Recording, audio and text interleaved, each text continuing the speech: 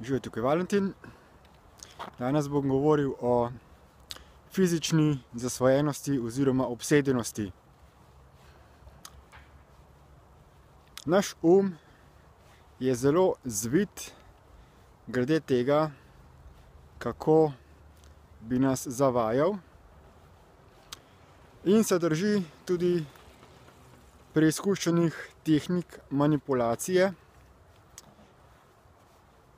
ki so take, da jih je zelo težko opaziti.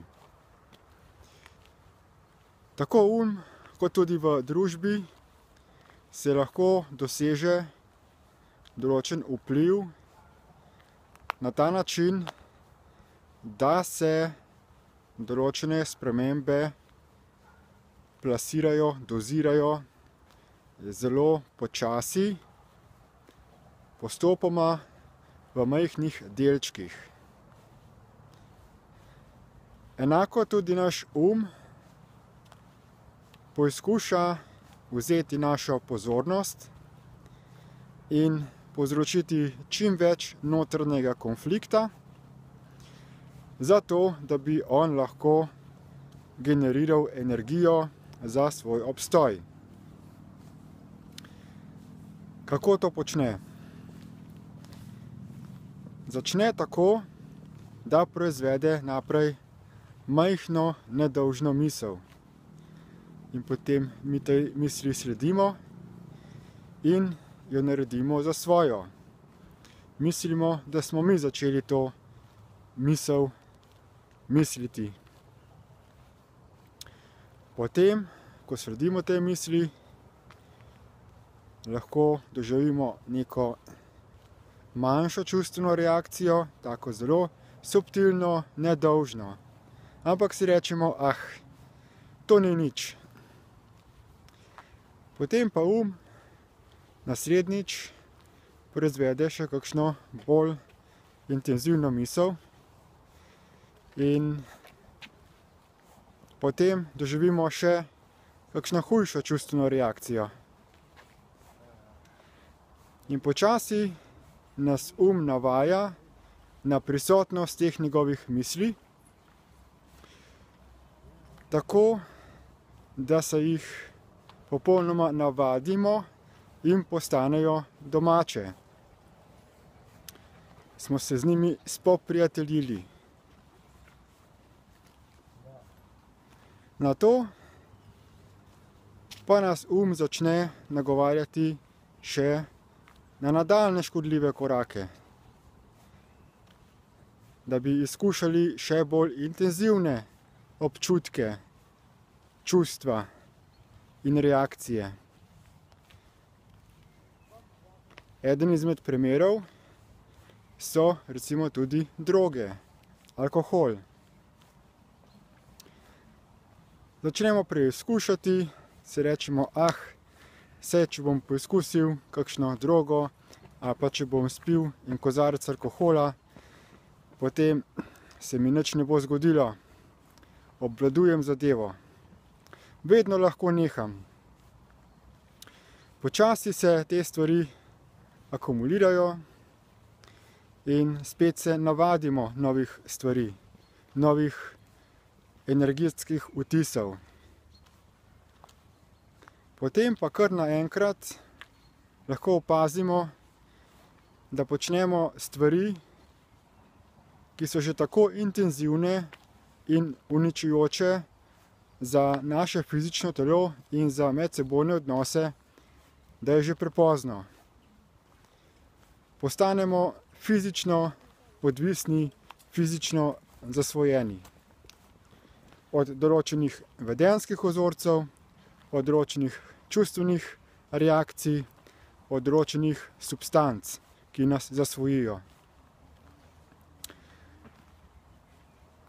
Miselni vedenjski vzorci, če jih dopuščamo dalj časa, se vse bolj intenzivno zažirajo v naše fizično telo in postanejo del našega avtomatičnega odzivanja,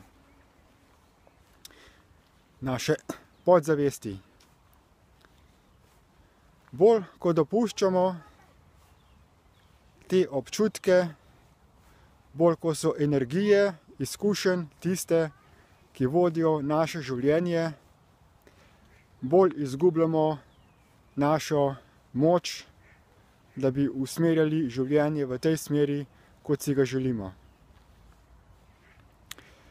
Zato je fino, da čim bolj sistematično ozaveščamo, kaj počnemo in začnemo neke škodljive navade in miselne vzorce zaustavljati, dokler je še to enostavno. Kajti potem, ko pride do fizične zasvojenosti, se je teh navad zelo težko osvoboditi. Kljub temu pa je mogoče z voljo, z vztrajnostjo se je mogoče osvoboditi kakršnihkoli škodljivih miselnih in vedenjskih vzorcev ter raznih zasvojenosti z substancami. Enostavno se moramo zato odločiti, se ustaviti, vzeti v roke list papirja in začeti pisati.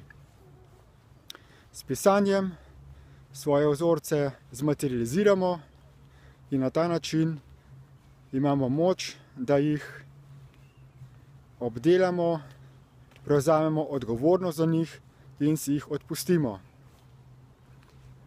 In ti vzorci se s časoma zažrejo zelo globoko v tkivo in skristalizirajo.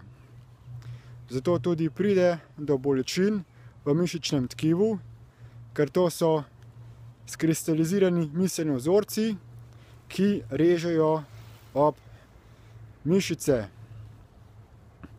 Pomaga nekaj glede tega tudi masaža. Pomembno pa je, da si potem te vzorce odpustimo tudi z uporabo zelo specifične vibracije glasu. Samo odpuščanje je učinkovito, če ga mislimo, še bolj učinkovito, če ga pišemo, najbolj učinkovito pa je, če ga tudi izgovorimo, ker vibracija našega glasu nam pomaga, da te vzorce presežemo. Podobno kot operni pevec lahko z resonanco svojega glasu razbije steklen kozarec, tako lahko tudi mi s svojim glasom razbijemo te skristalizirane, globoko zažrte miselne vzorce. Potrebno je torej na glas z vso jakostjo glasu, primerno tipu in globini zasvojenosti, si izgovarjati samoodpuščanja in se reprogramirati. Kako se to počne, kako to učinkovito naredimo?